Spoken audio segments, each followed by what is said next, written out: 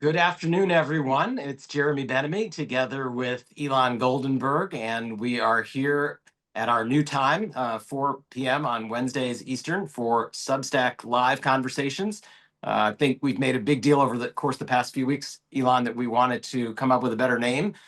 We tried for a week this Heard on the Street name, and then we found out that that's been something that the Wall Street Journal has done for the last 100 years or so. So that's out the window. So we're back to square one. And this week we're unbranded again as a word on the street live discussion. So you got to get your thinking cap on or work with ChatGPT some more to come up with a better name. Yeah, no, I think we've been through the loops. I don't know, Jeremy. I'm still for like I know everybody's dismissed like 23 states of mind, like that's where I am right now, but I don't think that's where we're gonna end up. Yeah, no, I mean, I hope we end up with the 23 state solution, but I'm not sure that's going to be the name of our podcast here. So, I'm still very much a fan of the hack and the wonk. And, we're discussing this week the New York City mayoral primary, and that highlights my hackery and my hack background as having run a campaign for mayor in New York 20 something years ago and really understanding some of the dynamics from a while ago, from maybe a generation ago, but really wanting to dig in today. And I know it's on a lot of people's minds. This is running on our Substack. For those who are watching and are not subscribers to Word on the Street on Substack or Dialogue and Dissonance, which is Ilan's Substack, please do subscribe to us. We run these conversations that you'll be getting notices of every Wednesday at 4. We have our weekly columns. We're going to have other content flowing through that channel as well. So please do subscribe and ask your friends to join our community here.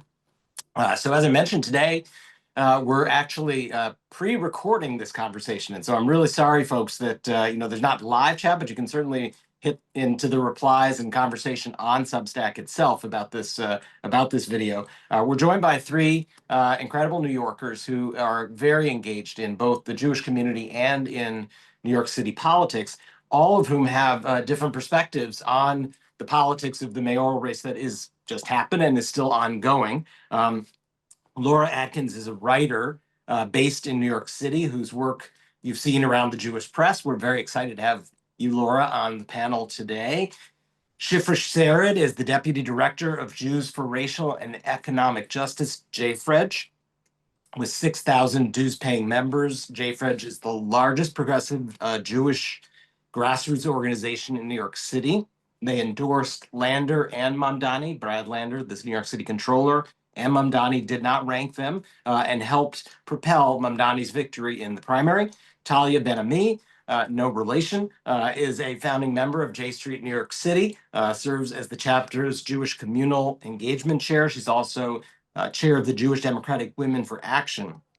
She's on the Hatikva slate, again with me, to the World Zionist Congress, and I hope to see you in Jerusalem in October, and does work with the Nexus Project. She works in publishing, editing books for kids and teens at Penguin Books, Penguin Random House now, sorry about that, and is a children's book author herself. Her debut book, Twinkle Twinkle Hanukkah, publishes in September. So that's exciting. Pre-order on Amazon or at your independent bookstore near you. So thanks to all of you for joining us. Ilan, start us off. Sure, and just really thanks to the three of you for being here. And what we really wanted to do is like with this, Substack Live overall and podcast, whatever you want to call it, this show is a place to have like complicated conversations about hard issues in like an honest, respectful, direct way. And like nothing has really just caused more, I think, debate and concern and different views, both people who are really excited about Mamdani, people who are very concerned about Mamdani, like in the Jewish community over the past week, than this issue. And so what we really thought we'd do is talk to actual New York voters about it, like who really like went through this whole process of evaluating all these candidates and really thinking through all these challenges. Um, and maybe Laura, I'll just start with you and just like to start with, like how are you feeling in the aftermath of the election and like where do you think things are going in November? Sure. I think the biggest feeling that I myself personally am feeling is disappointment, not really specifically with the results of the primary election, although also that, but more disappointment that New York City's Democratic establishment was not able to field better candidates. Most voters basically face the option of voting for someone who had several high profile, not only sexual harassment scandals, but was very controversial in their handling of COVID. And the choice was between Cuomo, him, and someone who had very little experience and tapped into a lot of concerns that particularly Jewish New Yorkers had about anti-Semitism. So I'm disappointed in what our real options were.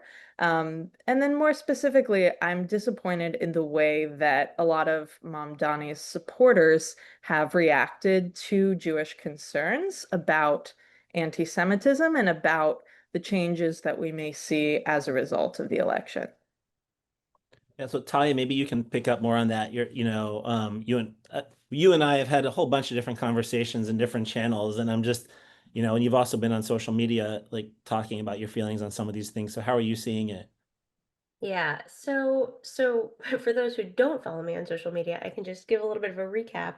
Um, And you know, I'll everybody should, by the way. You're welcome to Talia Benamy on Instagram. Um, so, I think I'll say this. I did not rank Mamdani, nor did I rank Cuomo for that matter. I think the fact that it became the two-man race that Laura talked about was sort of almost a self-perpetuating situation. It didn't have to be that way. It wound up being that way because people thought it was going to be that way. Um, and that I share, Laura, your disappointment in all of that. I'll say on the Mamdani front, though, I didn't rank him because of his overall policies and agenda, which I don't think, offer that much by way of things that can actually be accomplished, even as I see their appeal. And because I'm not comfortable with how he has talked about Israel and Jewish concerns and so on. I don't think he is an active anti-Semite. I truly do believe he means it when he says that, he cares about anti-Semitism and will try to fight it. At the same time, I think he falls into sort of, an unfortunately not small category of progressives who don't fully understand the entirety of anti-Semitism and don't seem to care to learn more. His activism for years and his rhetoric of late included a lot of things that I really find incredibly troubling. And even in the past week, when he's been given easy opportunities to show that he's listening, he swings and he misses. So I think, there are a lot of things that are concerning about how he has, comported himself. And I think that if he's not able to listen to the concerns that we as Jews have, now, I'm not sure that he will do better as mayor. Um, and with all of that, I think I would say a few things. One is that, I think it's important to note that the vast majority of New Yorkers were not voting on this issue. Right. I think the vast majority of New Yorkers were voting because his economic policies resonated. And even if I don't think they are great policies, I can understand that. And so, I think that, I'm not walking down the streets of New York worrying that everybody around me hates me. Like that's not where I'm at right now. Um, I also think that just because he hasn't shown himself to necessarily be as open as I'd like to listening so far doesn't mean that he can't be moved. I think we've seen this before. It's possible, but it's only possible if we put in the work to make it happen, and that's something I'm willing to do. And I think, we give in by giving up, and that's not a place I like to be. Um, and the last thing I'll just say, just in terms of sort of an assessment of the response to this primary and this election is that I've been seeing this more and more framed as a threat to our Jewish values, not just to our Jewish safety, but to our Jewish values. And I find myself wondering, and four of you, sorry, know me. You know that I love Israel, that I am a deep Zionist, that is not a no, a non-factor in my measurement of my Jewish identity. And also since when did Israel become the one and only measure of our Jewish values? Right? Like, surely standing up to sex offenders and corruption fits that category. Surely a candidate who pushes for policies that I may not agree with, but that, at least have a stated goal of wanting to help the neediest among us can validly be seen as being true to our Jewish values as well. Um, and so I've been disappointed, as Laura has been, in a lot of just sort of the conversation that has come out of this election. And yeah, I guess I'll leave it there. I've talked a lot. Yeah. I really hope we can make this very conversational over the course of this next 45 minutes or so, because there's so many layers to what you've just raised and so many issues here to tease out. And I'm sure you're all on a number of signal chains and other, conversations like I am. This is nonstop for the last 7 or 8 days, going round and round on all this, but we're beginning to flesh these issues out. Shifra, I wanted to specifically turn the conversation over to you because you and I have known each other for quite a few years now and had a chance to really talk about some of these questions about Jewish identity and the values that drive us, and where is the role of Israel in all of this, and how that is disconnected at times from the actual politics that drive younger Jews in the 21st century, right? I mean, we have a lot of other concerns. I'm of course am like the parent of people who are in this generation, but younger Jews have a lot of concerns that go way beyond the state of Israel and the security of the state. And so I was wondering if you could just talk a little bit about, from the perspective of the progressive younger Jewish community in New York that was really powerfully engaged in this campaign. What is it that really motivated the support for Mamdani, and what motivates the politics more these days of a up and rising, politically powerful generation of New York Jews? Great. Nice to see you, Jeremy. Yeah, I was on staff at J Street before I was on staff at JFred, so it's really fun and full circle to be here. I just want to start by saying I feel so joyful and so hopeful. And I think that's a feeling shared by a lot of New Yorkers and a lot of Jewish New Yorkers. And we can get into some of the negative aspects of this race, certainly the weaponization of anti-Semitism. I definitely want to talk about the extreme Islamophobia and xenophobia that is being aimed at Mamdani and at Muslim and Arab New Yorkers. But it's worth starting with the fact that there is joy and there is hope here. Both Andrew Cuomo and Eric Adams, if you hear them talk, you would think they hate New York City, the way they talk about where I live, like the crime and the violence, and it's who could live here anymore? You can't walk down the street. And that's just not true. And I think that Mamdani and Lander had a really different vision for how they talk about New York City. And it's one of loving the city, about making it more affordable, more accessible for everyone. And I think that really resonated with voters. Something that Mamdani talked about a lot, especially for young voters, we're pretty used to being told, like plug your nose and vote for the lesser of two evils.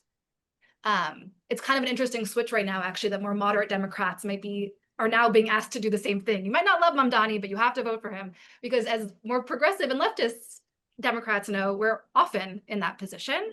And so to be in a race where that's not the two options, and ranked choice voting also meant that there were 5 options, which was incredible, where I could really sit down and think, who are the candidates that are inspiring me? And then rank them on my ballot. Mobilized people. Mamdani had 50,000 volunteers. When other candidates were still calling their mega donors to try and raise money, Mamdani had already maxed out on city matching funds and had launched a canvassing program. No one else was talking about canvassing. My door was knocked 3 times by Mamdani teams, and I live in Flatbush, Brooklyn. So exciting, so much energy.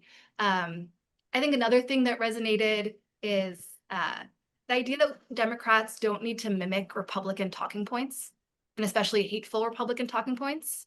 There's still a lot of analysis to do about the results. We only actually got most of the results yesterday with the tabulation of the ranked choice voting.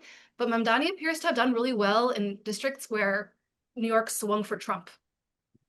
So this idea that Democrats need to tack to the center to try and get Trump voters is just it's not how it's playing out in New York. By focusing on the economy, by having a positive message, by being really accessible as a candidate, Mamdani was able to swing those voters in his direction, or maybe voters who stayed home in the presidential, because they were so uninspired by the options that were being presented to them. So let me try to pick up on the word fear. Shifra, I completely agree with you, that the key card that is played, whether it's by, the Trump MAGA world at the national level, or it's by, some of the folks at the local level in New York or in other places, it's this sense that the society around you is deteriorating and your world is on fire, and it only sort of a strong man figure can come in and like protect you from all this stuff that's coming at you. And it's a terrible vision, right? But there is a real sense of fear, Laura. I mean, and I think I want to really tap into that and understand, from your perspective and what you're seeing in the circles that you move in, this sense of hundreds of thousands of new voters who are backing a 33-year-old incredibly charismatic, but far left, individual, it is causing a sense of fear. And I'm wondering if you can name it. I mean, I'm wondering if you can dig in a little bit more into what it is that is making the part of New York's Jewish community that is reacting this way so fearful. Yeah, absolutely. I'll say off the bat, I think that any Islamophobia or fear-mongering about Mamdani's background is repugnant, but it's also a distraction from the conversations that Jewish New Yorkers who are concerned about him are having. I have never once heard Mamdani's religious or ethnic background brought up in conversations about the fears Jews I talk to have about public safety. I think that for the past 10 years or so, the primary target of physical anti-Semitic violence in New York City was Orthodox Jews. They are the ones who are most visibly Jewish. They are the ones who live in often higher crime neighborhoods than those of us who spent time on, say, the Upper West and Upper East Side. And they just are bearing much more of the brunt of physical violence in the city for the past 10, 15 years.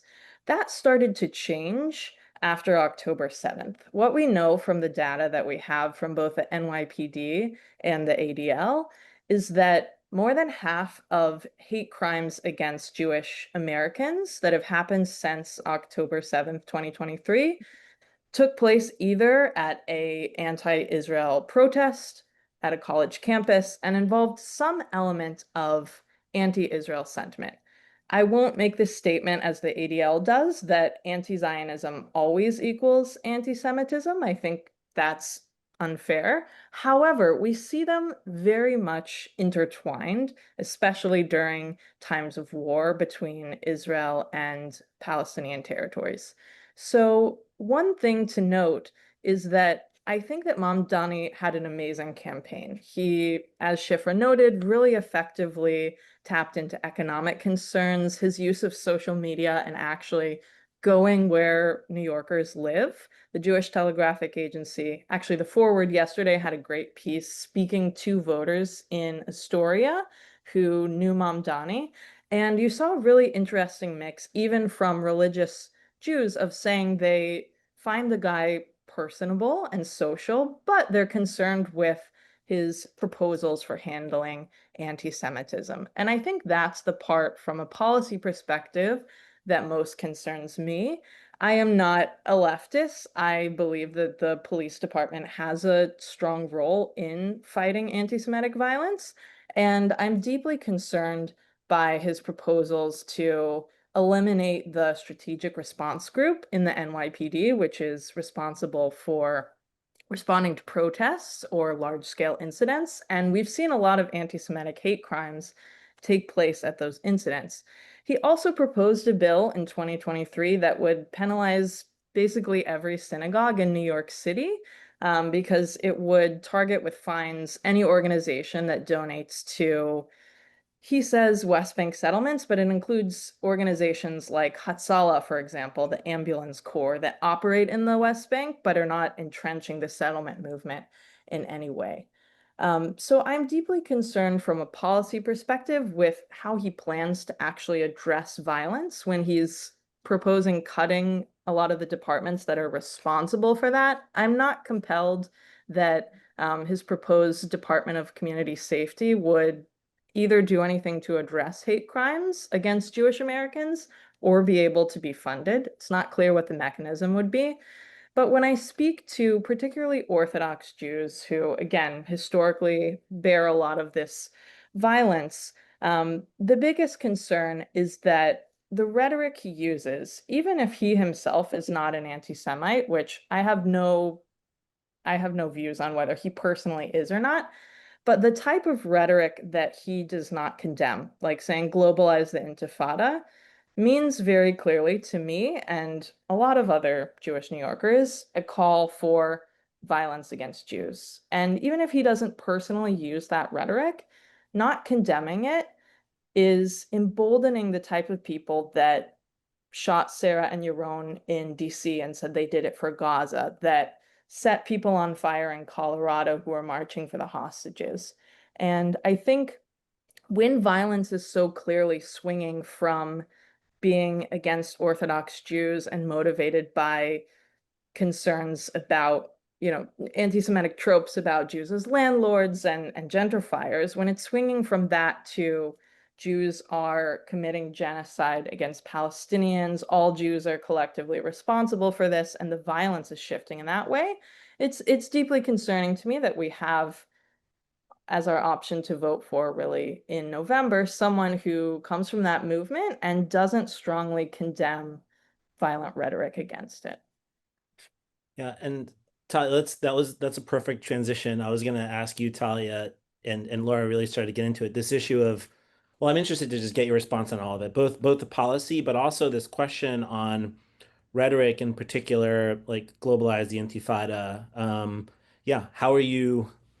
Maybe I'll give you all just like one thing, I like at least a personal like anecdote for me, which is conversations I've had with like Arab American friends about this particular phrase, which, I think for them, does mean kind of, I heard one Arab American friend tell me it's a very Jewish phrase. It's about, you know, um, it sort of unleashing one's shackles. Like you can think about it as the Passover story. That's how it is for them in that context. I don't see it in that context. Like I think you have to put it in the political context in which it's in. And like I see it, especially as a Jew, is through the lens of the Second Intifada, and violence against Jews. But I also it's hard to condemn, like ask somebody to necessarily condemn like the world from which they came, right? Like so, and so that's like really hard. But I don't know how, like, what kind of response on Natalia would you like to see Mamdani give on that particular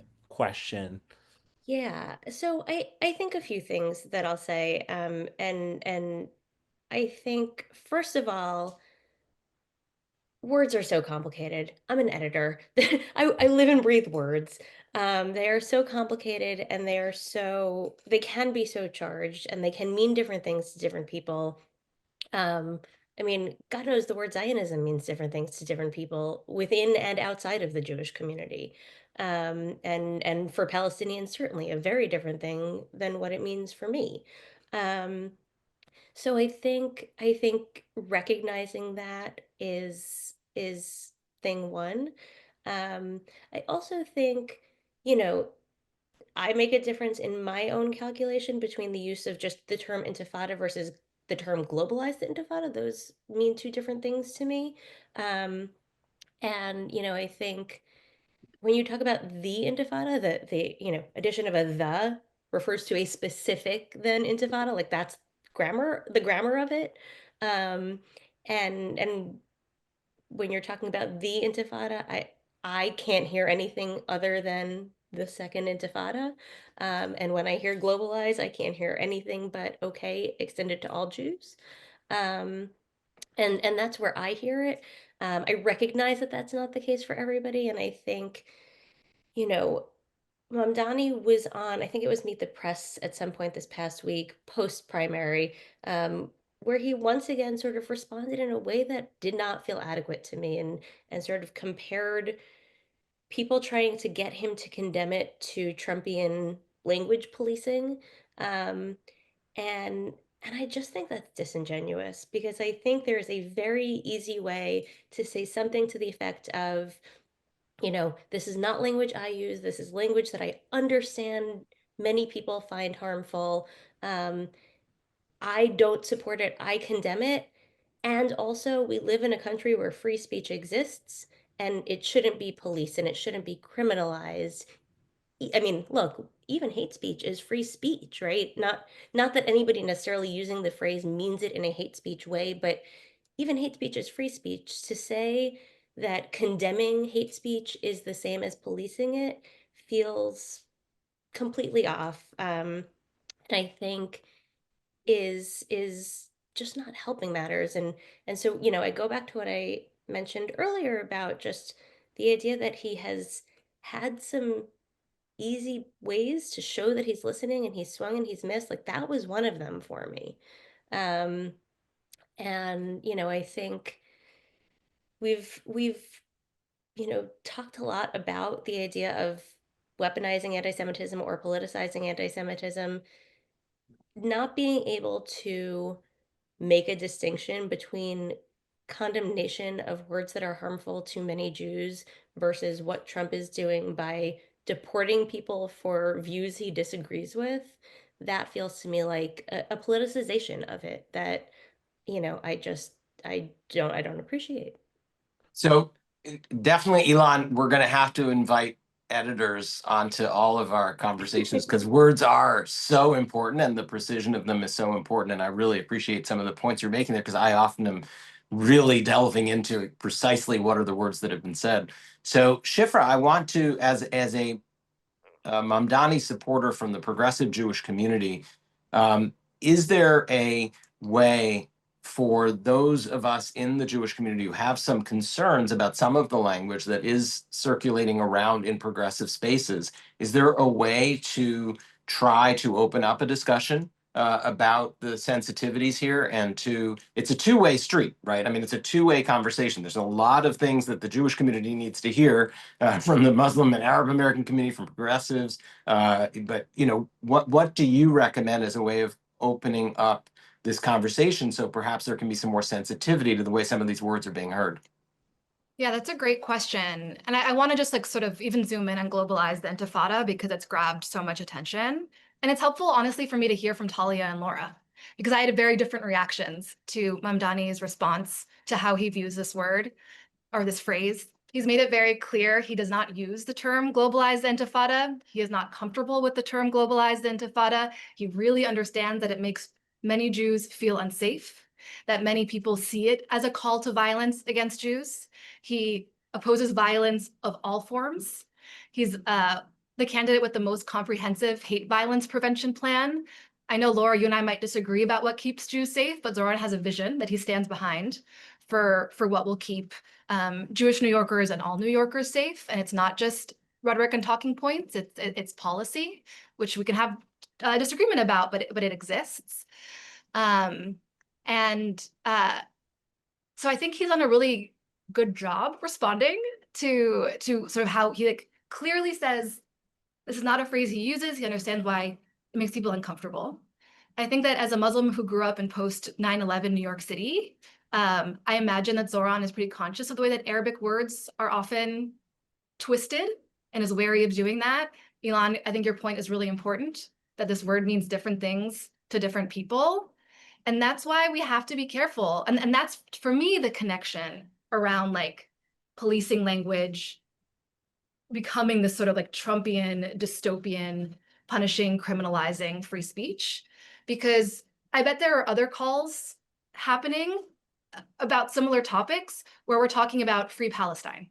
No, that is a call for the annihilation of all Jews, so we can't use that phrase. I bet there are other conversations happening where folks are saying Zionism, that's a violent phrase. Zionism means the displacement of all Palestinians and the supremacy of Jews in Israel-Palestine. So I think going down this path of you have to condemn language that we're all acknowledging is fairly nuanced is very dangerous, especially at a time where we're seeing college students being kidnapped from their homes and campuses for writing op-eds about their opinions about Israel-Palestine. So I think for me, that connection that Mamdani made actually really resonated.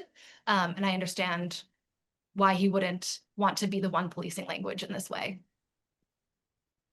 Yeah, no, and look, just following up on that, Shifra, and really with all of you is kind of going back to, we obviously have different views. There are different views like rolling around on this. Like me, for example, personally, Mamdani, while I recognize the different perspectives, like personally, I feel like he and the way he talks about it could acknowledge more of like the Jewish concern specifically around those words than he has. But Even just the way you did it, Shifra, Yeah. I will just say that Yeah. if he had said what you just said in those Yeah. exact words, then I think that might have lowered the temperature. I don't know if Laura and Talia would agree, but I heard a nuanced difference in the way that you said it than the way that. Yeah. Yeah. Yes. I feel that I'm parroting Mamdani's talking points, truly. And he's given a lot of interviews about this the last few days. And he's also given interviews before he was a candidate about sort of hot topic language and how language is used in the Palestinian liberation movement. So I take it as a compliment that you see nuance. And I also am going to challenge, maybe it's about the messenger. And maybe it's because you know that I'm Jewish, I'm Israeli, I grew up in Jerusalem, I care deeply about Jewish safety. And I sort of, for me, Mamdani has not done anything for us not to like share that same kind of generosity and assume good intention. He is not an anti-Semite. And I want us to also like give him that space to have that nuance without assuming that he doesn't know how Jews feel. He doesn't care how Jews feel because he is in conversation with Jews. Oh, it's completely legit, and that's like interesting. I'm gonna go back and listen again and see if I hear it differently. I might have to compare like what you said with what he said. Although gosh, sometimes we just jump so deep into words. Maybe time to move. But actually, what I want to do is maybe pivot back to a little conversation we were trying to start before, which is like, okay, like how do we like move from here to maybe a more constructive place? And I do think there's a history here. I mean, frankly, I think look, he has a problem with parts of the American Jewish community and certainly with some of his voters. Like we've seen different politicians before, like who've had similar challenges and come from similar places, but have also found ways to like bridge divides, right? Like I think about AOC and like how she has, I think, moved in some meaningful ways without moving off of her like basic principles and positions, right? Um, and he feels like the kind of pragmatic, ambitious politician who gets it and strategically can do that. But like, how do we as a Jewish community approach that with him? Should we be approaching that with him? Is it a lost cause? Like, there's all so many different questions there. Maybe could we actually start with Shifra this time and just give everybody a chance to go around and talk about how we might engage with on these issues? Like what's next between the Jewish community and Yeah, exactly. Like, yeah. I am so And by the way, let me also just say, what is the Jewish Jew- community? Thank Right? I you. mean, one of the things that pisses me off in all of this is it is assumed that that means that he has to sit down with the head of the ADL or the head of the AJC or some other like old guard institution, and that quote unquote is the Jewish community. So part of its shifter is who's the Jewish community and who speaks for the million Jewish New Yorkers. Yeah, and I'm really grateful for you saying that because as a progressive Jew, I often feel completely erased in those conversations. This idea that he's out of touch with the Jewish community when he's not out of touch with me and my community honestly feels a little anti-Semitic. It's like sort of erasing my Jewishness and the role that I play and that my community plays in the broader Jewish community. So full agree. And I think there's a few things. I think there's sort of the Jews who are already convinced. There are like the Jews who are part of the 50,000 volunteers who knock doors for Mamdani. And I think it's about making that more visible. And I think Mamdani has shown a real willingness, especially in this past week, to speak with those he disagrees with. So I think Mamdani will sit down with the head of the ADL and the AJC and the UJA and the synagogues and the different federations that exist in New York. I truly do believe that. I think he sees himself as a bridge builder and not someone who shuts out people who disagree with him the same way he's, wants to meet with billionaires. I think he'll want to meet with people who disagree with him about Israel-Palestine. I'm excited for that. I hope it's meaningful.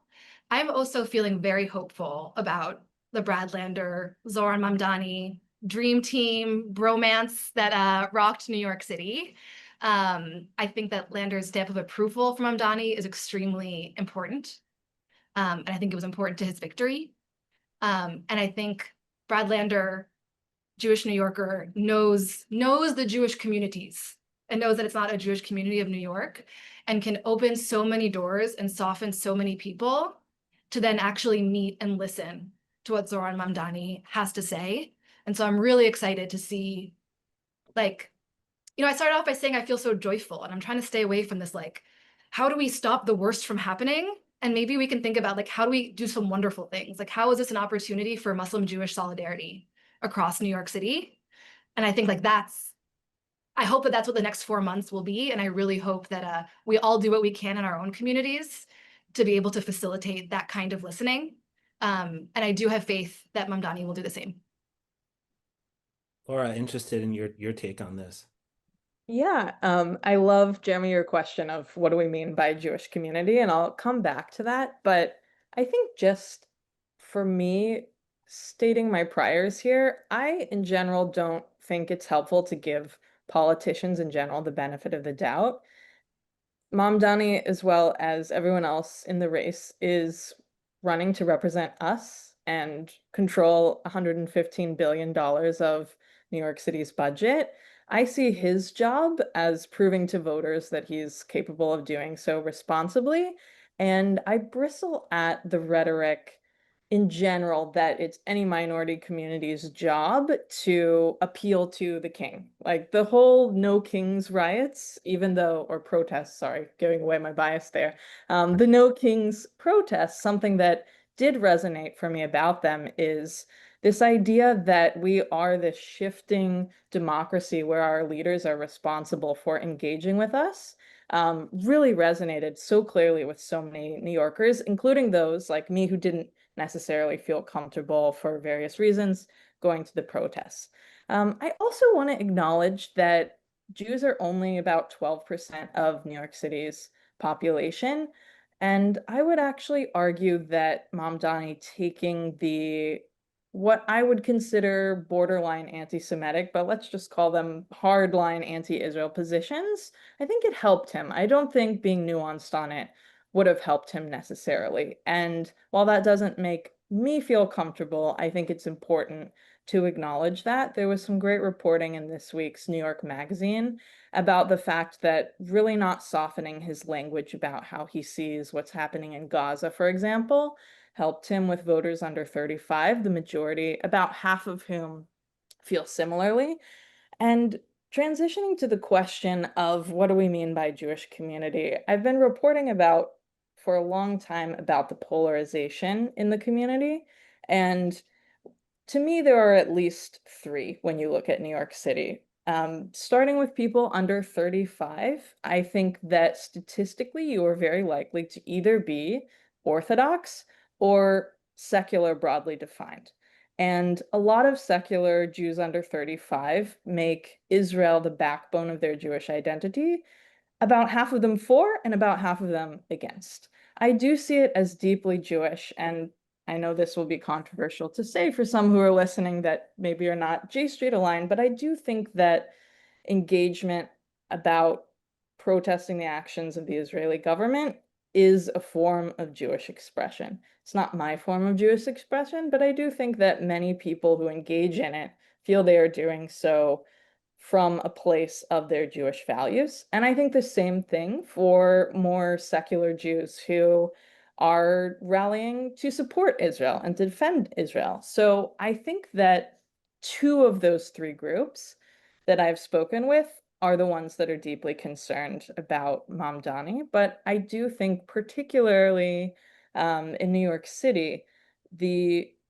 non-Orthodox, really engaged on Israel from a point of critiquing it is the biggest section or segment that is growing in New York City when you're not looking at the Orthodox community. So I do think the concerns in the Orthodox world are perhaps beyond the scope of our discussion. For example, Brad Lander is not popular in that community because he was involved in cutting some of the security funding for yeshivas and was very, when the whole yeshiva curriculum issue was in the news, was very much pushing for more secular studies. So I think that there are so many different nuanced relationships to one's Judaism, but I do think that those are the three main ways that they're showing up, at least in this election. Talia, what is you've been in and around all this now for quite some time, and the question of who speaks for the Jews and what is if a candidate is going to engage with the Jewish community, and you've got this diverse community that Laura just outlined, what does it mean for them? I mean, Eric Adams named a Jewish advisory council that was only from the one, right, only from the Orthodox. If Mamdani's going to have a Jewish advisory group, how does he make sure that it is in fact this broad tent? What's your Yeah. take on it? And only men. Eric Adams' whole Jewish advisory was only men. Eric Adams. Eric Okay. Adams. It's yeah. I'm gonna leave that one on the side for a second. I Yeah, think J Street, we only turn to women, so this is the exact opposite. I think I do love that this is a 3-woman panel. So, I think there is so much to unpack in what has just been said. I would say a few things. I would say, first of all, recognizing that, you know, there are so many different types of Jews and so many different opinions, and all are worth hearing, is a really good starting point for a Mamdani or any mayor to go with. I would say that I think there is also, as we talk about sort of the um, panic that some Jews are feeling right now, which is understandable. I also think it's important to remember that this is a division that Republicans and sometimes, or even especially Jewish Republicans, are trying to highlight and to Right. exacerbate and Exactly. to weaponize.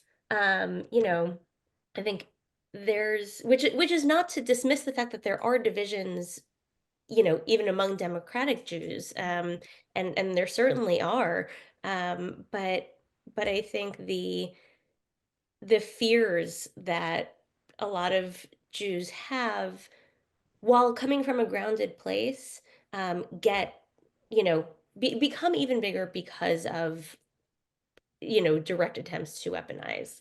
I think just as an example, every election year, every presidential election year, we hear like this is going to be the year that the Jews leave the Democrats, and Kamala got 71% of the Jewish vote, right? Like in an election year that was post October 7th, that where anti-Semitism has notably been on the rise, she still got within the 70 something percent that every Democratic presidential candidate has gotten for the past however many decades.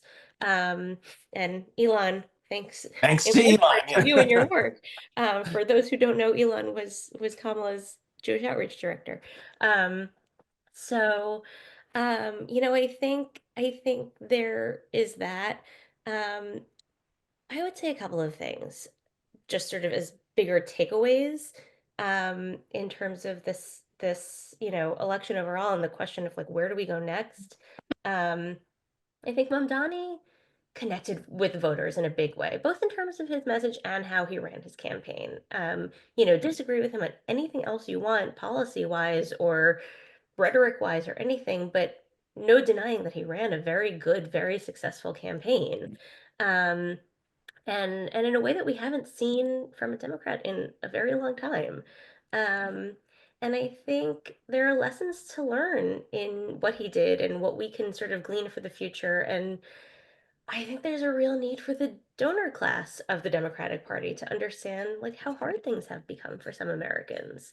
And to think about what we can do better in connecting with people across the board, not to make any connections between who they are as people, but in terms of the message of sort of economy bad, populism good. Like Trump and Mamdani tapped that same emotional note. um and we're both able to connect with people because of it. I mean, Shifra, I think you mentioned earlier that Mamdani won in places in New York where Trump had won, like for a reason.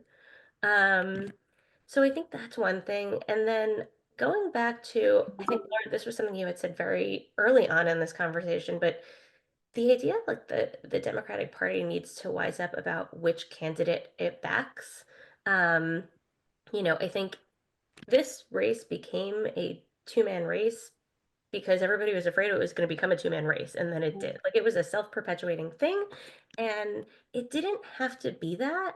And if the Dem powers that be saw Mamdani as a threat, for them to counter that threat by backing Andrew Cuomo, who is a failed governor, a bully, a sexual assaulter, I mean, we had a whole bench of other excellent candidates. Those who know me know I was very much on the Brad Lander train. But there were others as well. We could have gone after them. I think, speaking of Brad Lander, I do think the fact that he made this alliance with Mamdani, with their cross endorsement, shows that there is a place for Mamdani to move. I think, that Brad, who is himself a Zionist, is not only a Zionist, but stood next to Mamdani on the campaign trail and talked about his Zionism. And that was not a non-starter for Mamdani or his voters. I think that speaks to, Laura, you were saying before that you think this issue was an asset to Mamdani, at least in some circles. I think the flip side of that is Brad being there was not a liability. Um, and it shows that there is space in here for conversation. And I think that's what we have to do next, is just try to have these conversations and try to go back to your original question, Jeremy, to encourage Mamdani to have conversations with the wide scope of the Jewish community, because he does need to hear from everybody. At the end of the day, he's going to take the opinion that he takes, but it should be as informed an opinion as possible. And I know those conversations are already starting with folks I know. So and with Brad as a good way in. And I'm hopeful that we can at least make some movement on issues that we care about, and getting Mamdani and whoever else is surrounding him to understand the concerns a little bit better. Yeah, and just Talia, to echo your point and build on it. And really what I want to do is I'm going to turn instead to our guests. I'm going to turn to Jeremy for a second and ask you, because like we're talking a lot about New York, but there are national implications for this. And we're sitting here at a moment where I will say one of the national implications I think is not just like what Talia was talking about in terms of the appeal to sort of a populist and the message. It was also the technique, which was very similar to Trump, like the going into places people don't usually go into, or politicians traditionally don't go into, with the video tools, with like podcasts, with being everywhere all the time. But there's also this question, Jeremy, that like we're sitting here the same day that like we had this horrible, bill go through the Senate that's potentially going to pull $1 trillion away from, Medicaid, and we're talking about this instead. Like, where do you think the national implications of this are? Like, what do we need to be doing? Is this going to be the kind of thing that divides the Jewish community coming into like November? Is it going to drive, like I've heard people talk about whether it drives an electoral cycle in, how do you see all of that, and how does the discussion we're having here play into the national political questions? I think there's a lot of layers to that. One layer of it is this will be red meat for the Republican machinery. You look at the reaction of Trump yesterday that he's going to arrest Mamdani if he stands in the way of ICE, or the member of Congress who was written to the Attorney General saying that we should strip him of his citizenship and deport him. And it is going to be just red meat. I know just at a Republican rally last night in Virginia in the governor's race, tying the Democrat Abigail Spanberger to Mamdani is seen as politically advantageous. So I think we just need to be aware of how much all of this is going to be weaponized by people to try to appeal to the worst people's instincts and their fears in order to enable them to drive an agenda such as the one they are in the middle of passing right now on Capitol Hill, which is hurting the very people who somehow voted for Trump in 2024 and in 2020 and 2016. And they voted mostly because of this campaign of fear and hate. So, we got to be aware of all of that.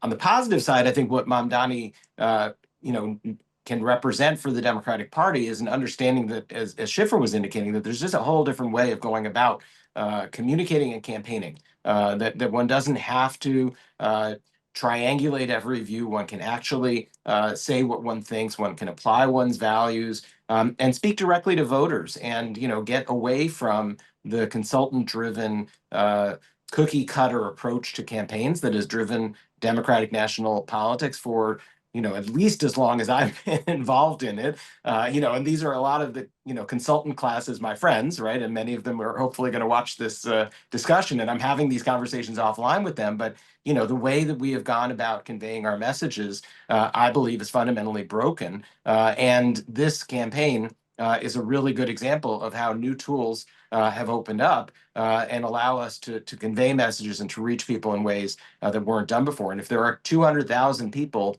who voted in this primary for Mamdani, who had never voted before, that's an incredible statement. And it's just incredibly important for national Democratic political folks to really study this and really understand exactly what it was that worked, because there's a real key here to unlocking the next generation of success for Democrats. So I think there's a lot of national implications. I'm really worried about the weaponization of these issues by Republicans, but I'm going to name as well that I believe that the institutions of the American Jewish community also weaponize this issue, and they weaponize it for their own purposes. And it serves their fundraising, and it serves their membership drives, and it is overplaying. When somebody is deeply, deeply critical of the state of Israel and of its policies and of the way it's conducting this war, that does not make them an anti-Semite.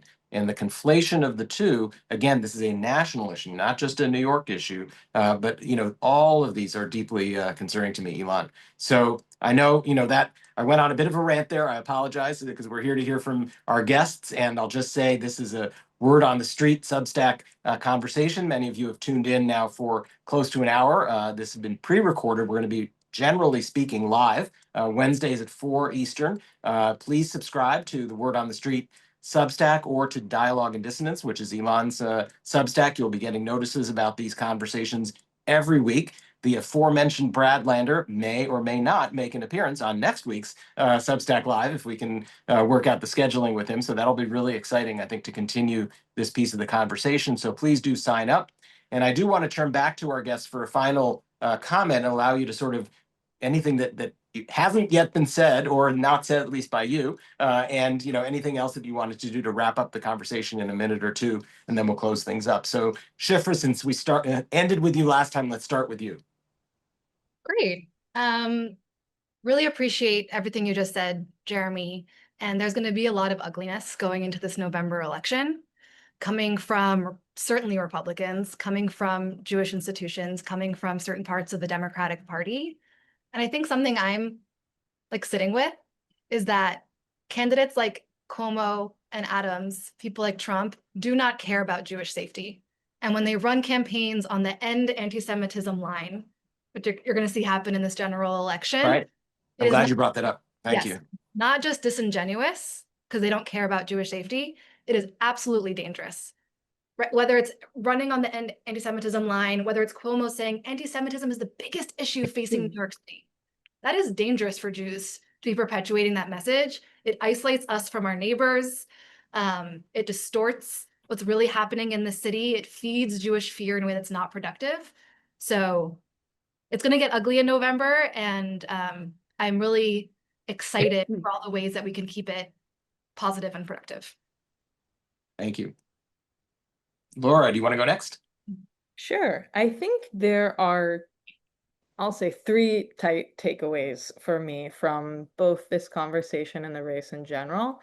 The first is that the top concern of voters in this election, and usually in general, is economic concerns. Whomever is vying to run this city needs to be addressing those concerns, as Mamdani so effectively, I think, in a way like Trump did, address those.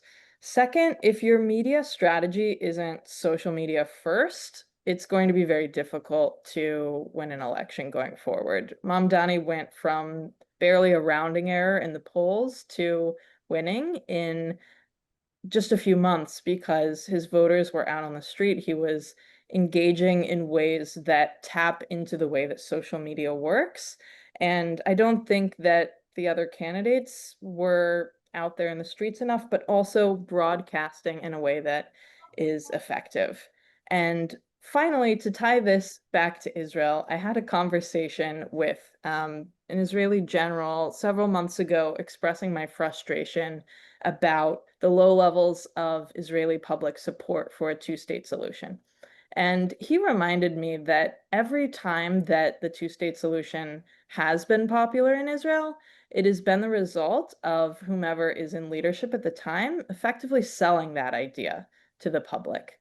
Of course, it's not the only consideration, but whomever gets the job in November, and I think it's very likely Mamdani, it is his responsibility more than the Jewish community's responsibility to sell his plans and sell his ideas to the public and to heal the rupture that exists between him and some fragments of our community. But I think having these conversations openly is a good first step. Talia, do you want Talia? to? Yeah. Sure. So I think I would say a couple of things. One is, I think in moments of angst or despair or anything like that, whether it's about a mayoral race or a two-state solution or a big beautiful bill, whatever whatever the thing is, my response is always, okay, what can we do? There's always a question of how can we act, how can we work to improve whatever the concern is. um, and I think I invite anybody else who's feeling the concern and the despair and the angst in this moment to do the same and to pick a lane and fight a fight, because action is the antidote to anxiety. So that's thing number one that I will say. And then the other thing I'll say, and Elon, this is me picking up off of a message that we've both seen in one of our mutual chats, is I think we spend a lot of time talking about Jewish fear and Jewish anxiety, and certainly that is a driver behind a lot of the work that we are doing. And also, I would love for us to think about doing that work also from a place of Jewish strength and Jewish joy and Jewish pride, because we deserve those things too. And I hope that, that's a place where we can ground the work that we're doing and not just come at it from a place of fear.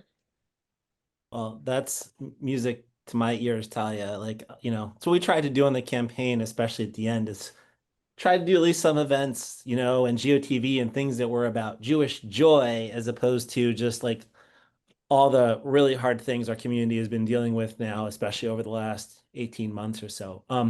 But that's a great way to end. Thank you for the three of you for joining us for this. And for what really was like exactly what we were hoping it would be, or at least what I was hoping it would be. It's just a like thoughtful, nuanced, respectful conversation about how like people very involved in the American Jewish, like in the New York Jewish community specifically, are seeing this race and like where we go from here. So look forward to continuing like the dialogue with all three of you. And hopefully like some of the positive things we're talking about, especially like come to pass. In terms of just continuing to engage and get to a better, more constructive place in all of this. So thank you to our listeners. And we'll see you again next week at Wednesday at 4 o'clock. Thanks, everybody. Thank you.